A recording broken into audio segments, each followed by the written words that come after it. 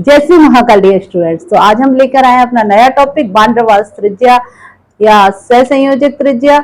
ये दोनों किस चीज के टाइप्स हैं, यानी कि ये टाइप्स हैं हमारे परमाणु त्रिज्या के। तो आज हम पढ़ने वाले हैं परमाणु त्रिज्या।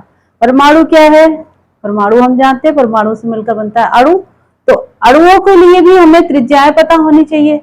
तो हमारे पास परमाणु त्रिज्या को निकालने के लिए दो त्रिज्याएं, परमाणु त्रिज्या की दो कार्यकारी संकल्पनाएं मानी गई हैं। पहली है वान डेर वाल्स त्रिज्या, दूसरी है सहसंयोजक त्रिज्या। वान डेर वाल्स त्रिज्या क्या होती है? ठोस अवस्था में किसी एक तत्व के दो निकटतम अणुओं के नाविकों के बीच की दूरी का आधा वान डेर वाल्स त्रिज्या कहलाता है।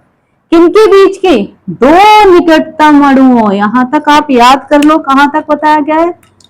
दो निकटतम अणुओं के नाविकों के बीच की दूरी का आधा। यहां पे क्या कह रहे हैं? दो निकटतम अणुओं के नाविकों के बीच की दूरी का आधा क्या कहलाता है? वान डेर वाल्स त्रिज्या।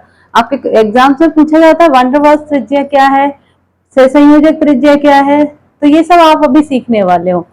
वान डेर वाल्स त्रिज्या हमने एक बार बताया, ठोस अवस्था में किसी एक तत्व के दो निकटतम अणुओं के नाविकों के बीच की दूरी का आधा क्या कहलाता है? वान डेर वाल्स त्रिज्या। यहां पर बताया गया दूसरा सहसंयोजक त्रिज्या। सहसंयोजक त्रिज्या क्या है? किसी तत्व के द्वि परमाणुक अणु में, कोई तत्व के कितने परमाणु अणु? द्वि परमाणुक अणु, यानी कि किसी अणु में दो परमाणु है।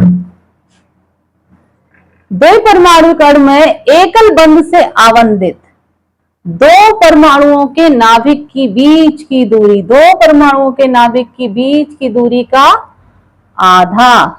यहां क्या है? दो परमाणुओं के बीच की दूरी, यहां है निकटतम दो अणुओं के बीच की दूरी।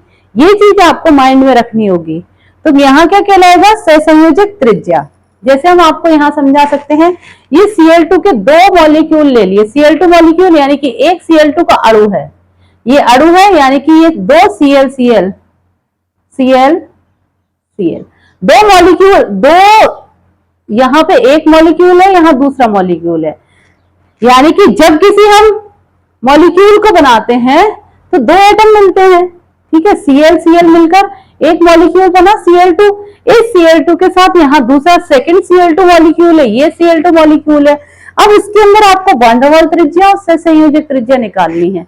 तो सबसे पहले देखो, इनके दोनों के सेंटर को, एक को x दूसरे को y, यहाँ पे x डैश और y डैश से डिनोट कर दिया। अब क्या करते हैं, जब हम x डैश और y यानी कि दोनों मॉलिक्यूल्स के दो एटम्स को ले लिया, दोनों एटम्स के बीच की दूरी, यानी कि तत्व के दो निकटतम अणु हैं। यहाँ पर दो निकटतम अणु कौन से? ये दोनों हैं। इन दोनों के बीच की दूरी का आधा क्या कहलाता है? हमारा वान डेर वाल्स त्रिज्या। यानी कि यहाँ क्या y है, यहाँ x डैश। तो हम कह सकते हैं x डैश y अपॉन 2, ये होगा आपका वान डेर वाल्स त्रिज्या। यानी कि हम कह सकते हैं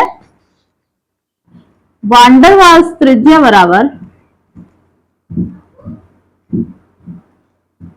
वान डेर वाल्स त्रिज्या। वान डेर वाल्स त्रिज्या बराबर क्या होगा? x dash upon y, x dash y upon 2। यानी कि ये देखिए आप, x डैश y अपॉन 2, ये हो गई हमारी वान डेर वाल्स त्रिज्या। अब सहसंयोजक त्रिज्या क्या होगी? सहसंयोजक त्रिज्या जो है वो हमारी किसी एक मॉलिक्यूल्स जो है उसी में से लिया गया है, ठीक है। तो इसे हम कह सकते हैं x y अपॉन 2। तो सहसंयोजक त्रिज्या बराबर हम कह सकते हैं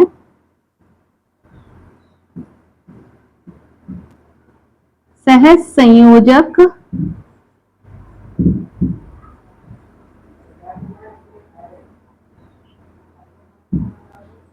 त्रिज्या बराबर एक्स वाई अपॉन 2। यहां पर एक बार फिर हम समझ लेते हैं, किसी भी परमाणु की त्रिज्या को अगर हम डिस्क्राइब करना चाहते हैं, बताना चाहते हैं, तो यहाँ पर परमाणु त्रिज्या की दो कार्यकारी संकल्पनाएं दी गई हैं। पहली होगी वान डेर वाल्स त्रिज्या, दूसरी होती है सहसंयोजक त्रिज्या। वान डेर वाल्स त्रिज्या क्या होती है? हमने बताया दो निकटतम अणुओं के नाविकों के बीच की दूरी का आधा।